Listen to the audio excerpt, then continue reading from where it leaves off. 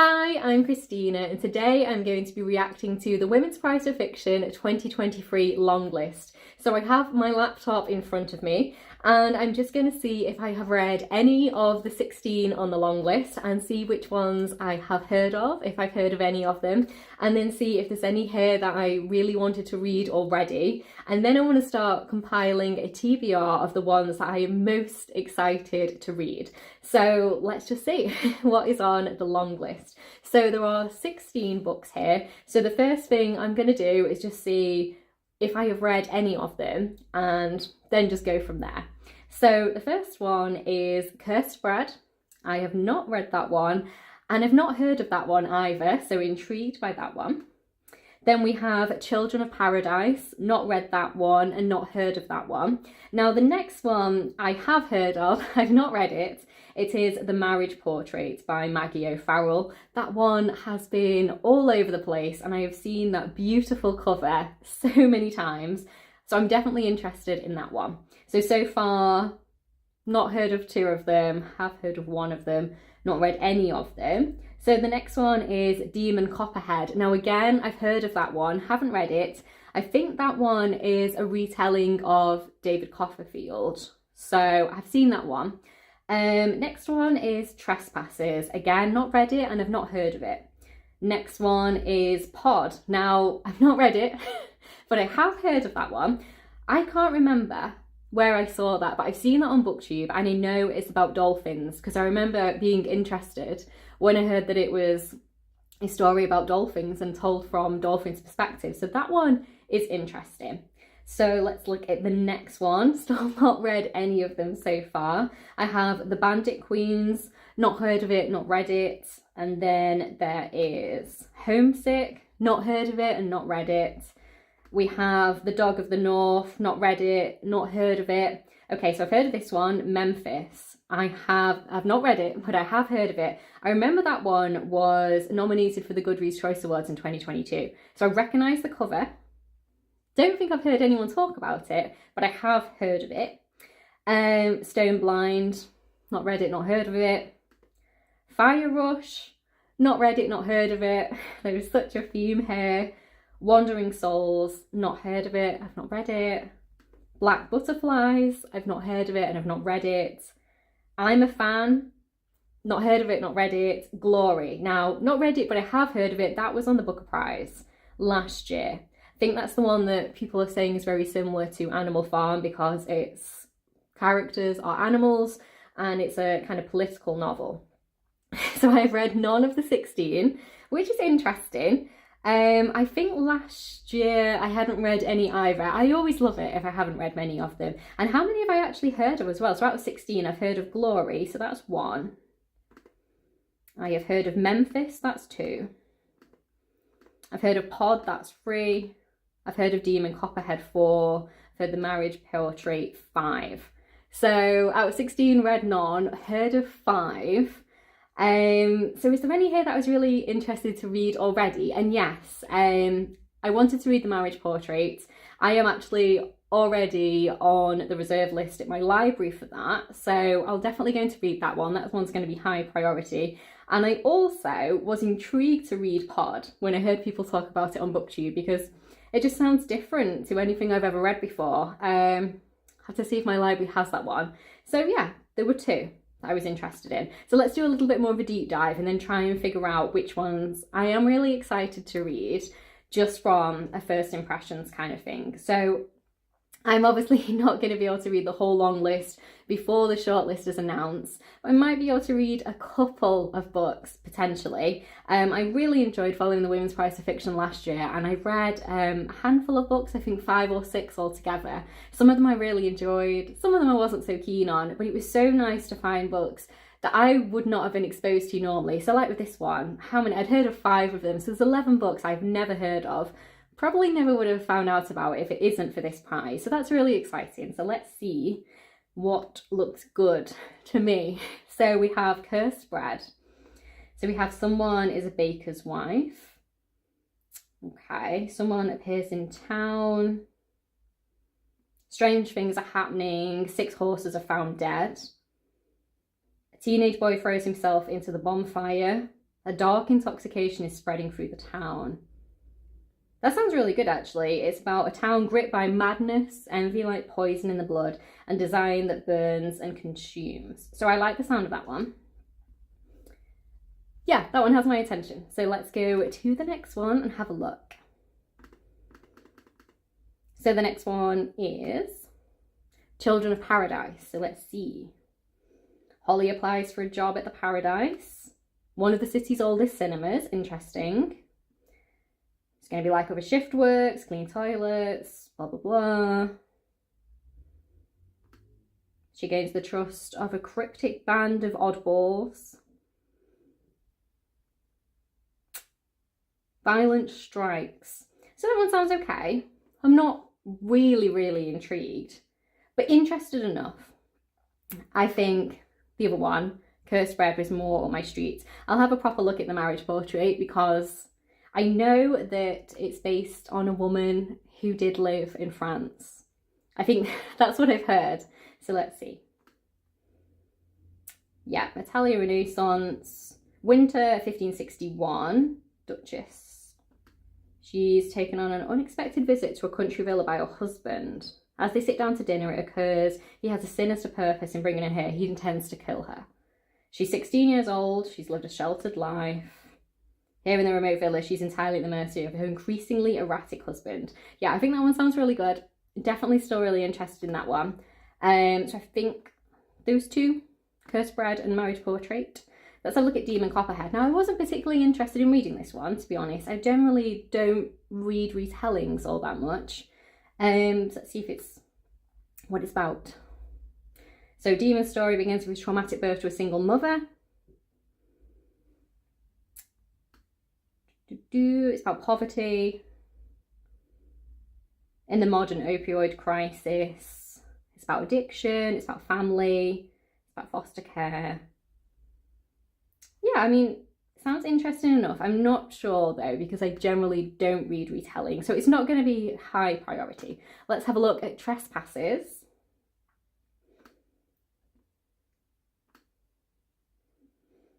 Married man from Belfast in the pub owned by her family. Love is never far from violence, and this encounter will change both their lives forever. Car bomb explodes, another man beaten, killed or left dead. So this one is about the troubles in Ireland. Okay, so let's see the next one. So I'm just trying to get like a priority in my head. Pod, so I think that one is going to be high-ish priority just because it's so different and unique. Okay, so she's the best-selling author that she's written The Bees, which I have not read, but I have heard of. So we have a dolphin here. She's always felt like an outsider. She has a type of deafness that means she cannot master the spinning rituals that unite her pod of spinner dolphins. Tragedy strikes her family. She feels she's partly to blame. She makes the ultimate sacrifice to leave. Yeah, I think I've no idea what to make of it. I've no idea how it's going to be. And I think that's why I'm so intrigued by it, because it sounds unlike anything that I've ever read before. So The Bandit Queens is the next one. This is about a woman. Life as a widow is more peaceful than life as a wife. Sounds intriguing. Until the other women in her village decide they want to be widows too. This one sounds good. Okay, so she's believed to have killed her vanished husband. A rumour she hasn't bothered trying to correct, because a reputation like that can keep a single woman safe in rural India. But when she's approached for help in ridding another wife of her abusive, drunk husband, her reluctant agreement sets in motion a chain of events that will change the lives of all the women in the village. That one sounds really good. That sounds absolutely right on my street, and I've literally never heard of it. So The Bandit Queens has my attention. Let's see, Homesick. So we have two sisters growing up in Oklahoma. They were homeschooled for an unexpected reason. Zoe suffers from debilitating and mysterious seizures, spending her childhood in hospitals and shundo surgeries. Meanwhile, Amy flourishes intellectually, showing an innate ability to glean a world beyond the troubles in her home life, exploring that world through languages first. So her first love appears in the form of her Russian tutor, Sasha. But when she enters university at the age of 15, wow, that's young, her life changes drastically and with tragic results. It's a coming-of-age story. Okay, that sounds interesting. It's got empathy and sisterhood. I like the sound of that one. That one sounds up my street. Literally and obviously not heard of it. So let's have a little look back. So, Curse Spread, interested. Marriage Poetry, Pod, Bandit Queens, Homesick. Okay, so we're up to the Dog of the North. Okay. Penny Rush has problems. She's divorced from her mobile knife sharpener husband. She's returned home to Santa Barbara to deal with her grandfather. He's been moved into a retirement home by his cruel second wife. Her grandmother, meanwhile, has been found in possession of a sinister-sounding weapon. Okay. Her parents have been missing in the Australian outback for many years, so she has to deal with this spiralling crisis alone. Enter the Dog of the North. It's a borrowed van with yellow bingham curtains, wood panelling, a futon, a pinata, clunky blades, blah, blah, blah. Blah, blah, blah. Darkly, dryly comic novel follows Penny. She sets out in the dark to find a way through the colourful life. It's really, yeah, it sounds okay. It doesn't sound completely up my street. Sounds interesting enough, but I don't think it's going to be high priority. Okay, so now look at Memphis. Obviously the one that was on the Goodreads Choice Awards. So let's have a look. Fleeing her husband's explosive temper, Miriam has brought her two daughters, Joan and Maya, back to Memphis, to the home her father built in the 40s. Joan was an only child the last time she visited Memphis. She doesn't remember the bustle of Beale Street on summer's night, blah, blah, blah. She remembers her cousin Derek. She's not the only North woman to have experienced great hurt, but she sees the resilience and courage. Yep. Okay, so it's changed since her grandparents lived there. Strunts one filled with the beat of protest and blues now echo with gunfire. But she looks to the beauty in the city, its people, and she realises that to make a future for herself, she must find her own song to sing. I quite like the sound of that one. It sounds like a family drama. So yeah, I'm intrigued by that one, and I think it helps that I had already heard of it too. So the next one is Stone Blind. So this one is about Medusa. I generally don't really read like myths and retellings, so it might be interesting to give one a go. She's the only one who can be hurt. Her mortal lifespan gives her an urgency that her family will never know. When the sea god Poseidon commits an unforgivable act in the temple of Athene, the goddesses take her revenge where she can. Medusa's changed forever. Writhing snakes replace her hair, and her gaze now turns any living creature to stone. But now power cannot be controlled. Medusa can look at nothing without destroying it. She's condemned to a life in the shadows and darkness. That one sounds really interesting. And yeah, I've read absolutely nothing at all about like myths and retellings, so intrigued by that one. Fire Rush. Absolutely never heard of this one, so let's have a little look. So it's about a woman who goes raving at the weekends at underground clubs on the outskirts of London. So it's set in the UK, where she was born and raised. She's a young woman unsure of her future. She wants a chance to discover who she really is. Everything changes when she meets Moose, the man she falls deeply in love with, offers her the chance of freedom and escape, but then her relationship is brutally cut short. She goes on a dramatic journey in Bristol, where she's caught up in criminal gangs, police riots, and then she goes to Jamaica, where past and present collide with explosive consequences. Okay, that one sounds intriguing. It's not going to be at the top of my list, I don't think. Wandering Souls. So this one is a debut novel, and it's about the bonds that connect people even when separated by seas or death itself. I like the sound of that one. That sounds good. There are goodbyes, and then the fishing out of the bodies. Everything in between is speculation. Okay, so one night, not long after the last American troops leave Vietnam, we have siblings fleeing their village. They go to Hong Kong. Their parents and 4 younger siblings make the crossing in another vessel, but as weeks go by, it becomes clear that only one party has survived the voyage. They find themselves alone in the world without family or home, navigating refugee camps, resettlement centres, and then they arrive in Britain, in Thatcher's Britain. Okay. They have to build new lives. But what will you do in a place that doesn't seem to want you? The siblings' Holton drill is deftly interwoven with their lost younger brother, following from a place between the living and the dead. This sounds really interesting. I like the idea of looking at both the living and the dead. It's a little bit morose, I think. It sounds good though. Right. Free to Go, Black Butterflies. So this one's set in spring 1992 in Sarajevo. Nationalist gangs erect barricades, splitting the diverse city into ethnic enclaves. Each morning the residents, whether Muslim, Croat or Serb, push the makeshift barriers aside. We have someone here who's an artist and a teacher. She's focused on her family and her students, but then violence finally spills over. She sees she must send her husband and elderly mother to safety with her daughter in England. This sounds interesting. Reluctant to believe that hostilities will last more than a handful of weeks, she stays behind, but as the city falls under siege and everything they love is laid to waste, black ashes floating over the rooftops, Zora and her friends are forced to rebuild themselves over and over. Inspired by real-life accounts, that sounds really good, of the longest siege in modern warfare. Only 30 years ago, Black Butterflies is a breathtaking portrait of disintegration, resilience and hope. That one definitely has my attention. Especially if it's inspired by the real life, I could definitely learn something about the conflict as well. That one sounds really good. Okay, 2 to go. I'm a fan. Not heard of it. So we have a unnamed narrator involved in a seemingly unequal romantic relationship. With a clear and unforgiving eye, Sheena Patel makes startling connections between power struggles at the heart of human relationships to those in the wider world, offering a devastating critique of social media access and the patriarchal systems. I'm not too sure about that one. I generally don't read books about social media so much. Just not particularly interested in them. We'll see though. I'm not writing it off completely, just it's not going to be high priority. So final one, Glory. So I wasn't particularly interested in reading it when it made to the Booker Prize, but then I didn't have much time to read many of them. But let's see if this can change my mind.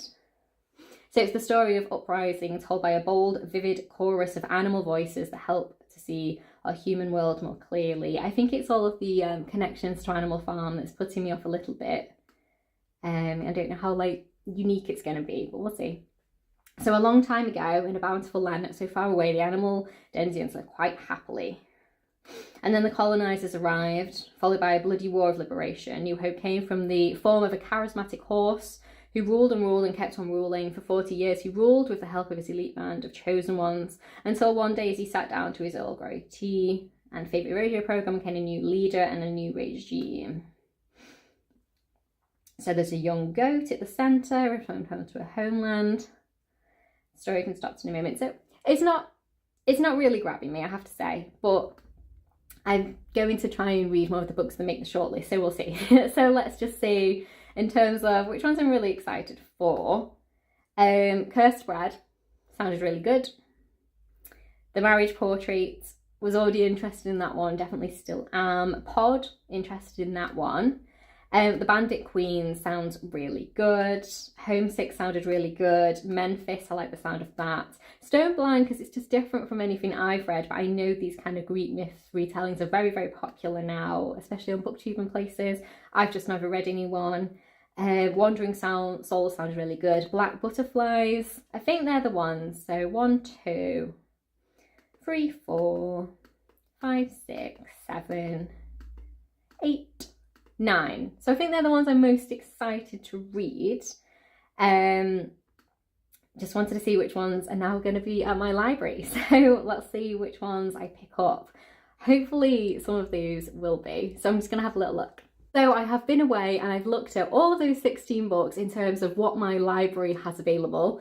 And the one I was most excited to read, Cursed Bread, they do have that one. So I have reserved that one and I think that's the one. Depending on when it comes in, I'm going to prioritise Cursed Bread. It just sounds really intriguing, and I did a bit more research, and it's actually based on a real unsolved mystery. In 1951, there was a mass poisoning of a French village, so really intrigued by that one. They didn't have The Dog of the North, so I wasn't that excited about it anyway, but that isn't going to be a priority. They do have Glory, so I'm going to put that one on the back burner, potentially. They don't have Black Butterflies, which I was disappointed by because I was really intrigued by that one. But you never know, they might order some more, they might buy some more books now these have been on the long list. So I will check back in a few weeks and see. They do have Fire Rush, so I have reserved that one, just to see. So there we go. They do not have Homesick, and I was intrigued in that one. They do have Demon Copperhead, but I don't think that one's going to be a priority for me, so kind of putting that one on the back burner as well. They don't have I'm a Fan. I wasn't particularly that interested in that one anyway. They do have Memphis, which I'm really pleased about, so I've reserved that one, and that one's going to be high priority with Cursed Bread. And they do have the Marriage Portrait. I was already on the list for that one, so I remain on the list. And they have Pod, the one about the dolphins, so really excited by that one. I've reserved that one as well. They don't have Trespasses, so won't be reading that one anytime soon. They don't have the Bandit Queens, which I'm disappointed by. I really liked the sound of that one, just sounded really good. I will check back because I think for looking back, I'm excited by the Bandit Queens and Black Butterflies, so we will see. They do have Stone Blind, the kind of Medusa one, so I've reserved that one, so it's kind of a bit of a shot in the dark for me. It's completely different to what I read, so kind of out of my comfort zone, but intrigued to see what it's like. They don't have Wandering Souls, which is disappointing. I was interested in that one. And they don't have Children of Paradise, which I was also somewhat interested in. So, in terms of priorities, number one, I'm most excited to read Cursed Bread when it gets into the library. And then I think number two is going to be Memphis. And I think number three is going to be Pod. Number four is going to be the Marriage Portrait. And then number five is going to be Stone Blind. I think they are my top 5 priority of books I want to read. Obviously, that is going to depend on how quickly I get them in terms of how many other people are in the queue and when they make it to my library. But I would like to read those 5 first in an ideal world. So there we go. I'll just tell you when the next part of the Women's Prize is going to happen. So the shortlist is going to be announced on the 26th of April, and then the winner is going to be announced on the 14th of June. So yeah, I'm really excited to see which ones were on the long list. Like I said, out of the 16, I've not read any of them. I've heard of 5 of them. So 11 books I've literally never heard of, probably wouldn't have been exposed to. So yeah, really exciting, really looking forward to reading some of these books. Like I say, I've told you my top 5 priorities. Please let me know what you thought of the long list in the comments down below. Have you read any of them? Is there any that you're already rooting for at this kind of early stage? Which ones are kind of top priority on your TBR if you've had a little look? Are there any that you are really excited to get to soon? Let me know all your thoughts about the Women's Prize down below. So thank you so much for watching. Please do like the video if you've liked it, and please do subscribe if you'd like to hear more of me talking about books, and if you'd like to hear my thoughts on some of the books on the long list and the short list, and perhaps the winner when I get around to reading them. Alright then, see you on my next one. Bye.